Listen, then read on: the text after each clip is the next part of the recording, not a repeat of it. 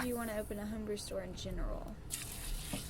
Well, generally, we love beer. So we're adding at the same time, kind of trying to hit the temperature. So once we get the right consistency, we'll check the temperature. If it's too hot, we'll add cool water. If it's too cool, we'll just add more hot water. Simple as that. Our mission statement is we want to serve the best products to our customers and be the beer authority of Wilmington. Pour some in there, Kelly. Try to stir it. And get that in there, and then you give it a little Kinda stir. thick. There's that hose on the bottom, so just be a little careful of that, but other than that. Alright, so we decided to open the store because we've been homebrewing for about 6 years, love homebrewing, lived in Nashville, really got involved with the beer community in Nashville, which is Beer City, USA, for the past 4 years, and worked at a homebrew supply store and also a brewery in Nashville where I learned that I liked homebrewing a lot more than commercial brewing because there's a lot more variation you can have. It's really hard to homebrew the same beer twice. So that was a fun idea, and that's an idea that most commercial breweries don't get to play with. But homebrewing, you're only dealing with 5 gallons, so you brew 5 gallons of okay beer, it's still 5 gallons of beer. So you'll drink it, and when it's your own, it's always better. And so when we moved back to Wilmington, we saw the niche that was avoiding the market. So we jumped in and been happy ever since. We got real starchy grain, so that white, all that white is starch. Okay. And when it's mixed in here with 170 degree water, it hits about 150. We're shooting for 153 degrees today. Okay. At that temperature, the enzymes in the grain, there's amylase and beta, and those two enzymes convert the starches to sugar.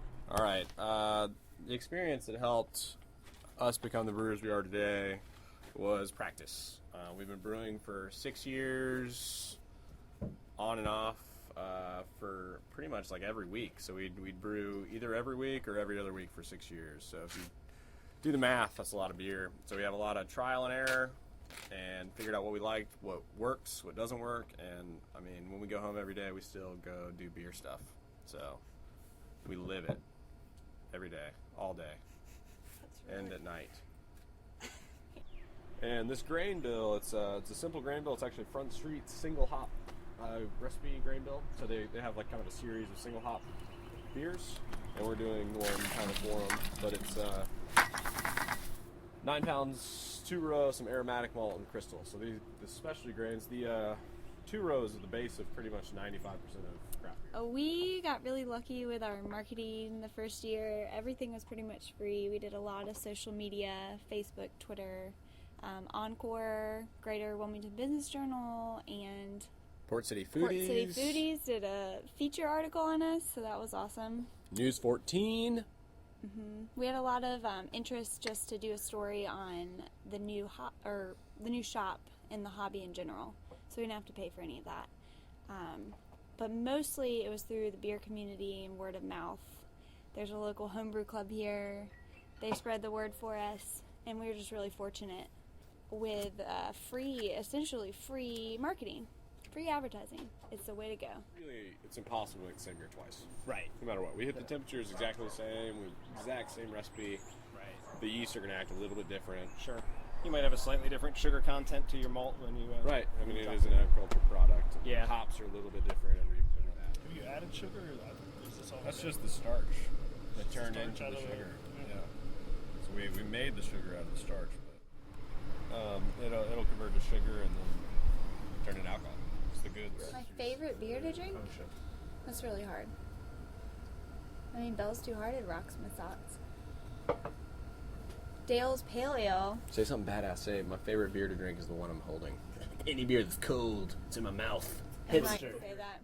No. Hipster Ale is pretty good. But my favorite beer I brewed was called Jazzy Razzy, and it was a blonde raspberry beer that I didn't write down the recipe, so I can never brew it again. But I could try. What's your favorite beer, John?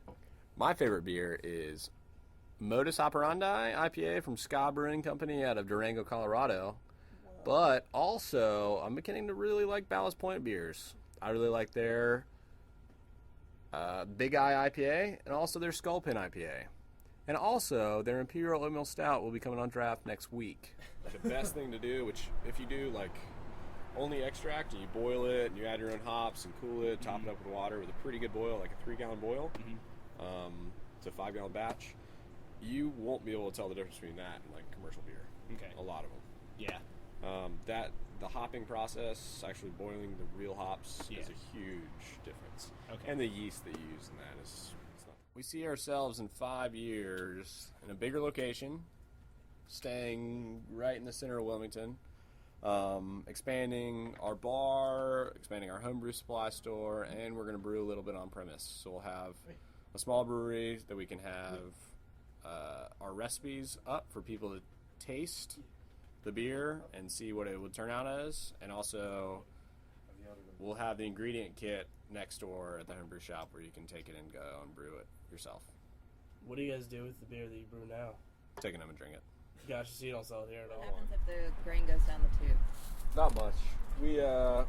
It's not ideal. It's not the worst case scenario. It doesn't matter too much. Worst things. You want to reduce the amount. The more you have, the more grain husk flavor you get. If you're going for the husk flavor. If you really like husk, Which you like I'm husk. pretty sure Yeah. no one likes that. I mean, it's Michelle's beer anyways. It's fine. She's doing a great job brewing. Yeah, She's she really killing is. it. She's doing well. She's actually working, so I guess, people should homebrew because there's a different satisfaction when you drink a beer that you made versus a beer that someone else made. And the process of making beer with a zero footprint where you're making it in the kitchen, you're drinking in the living room, it's the best feeling in the world. What's the next step after this? Bring it up to a boil, start adding hops. Start adding hops in. Here's easy stuff. This recipe, we're doing a 90-minute boil, and we're going to add hops at 60 minutes left. And then we'll start doing, and then we have some more at 20, 15, 10, and 0 or something like that.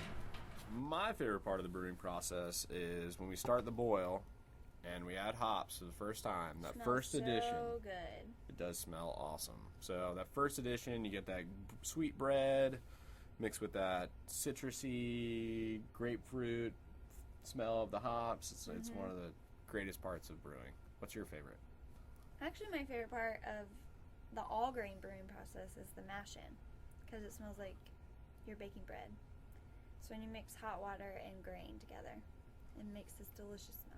My favorite process is when you're steeping grain in an extract kit, and you steep it, and when you first steep it, there's a kind of a color change in the water, and then the aroma changes into the sweet bread, and then you can taste it. If you dip your finger in, taste it. It's this sweet, malty deliciousness that almost could be served without alcohol, but once alcohol's in, it's better. And that is the end of our segment on John and Michelle, the owners of Wilmington Homebrew Supply. Now, if you'll excuse me, I'll be cracking open another homebrew.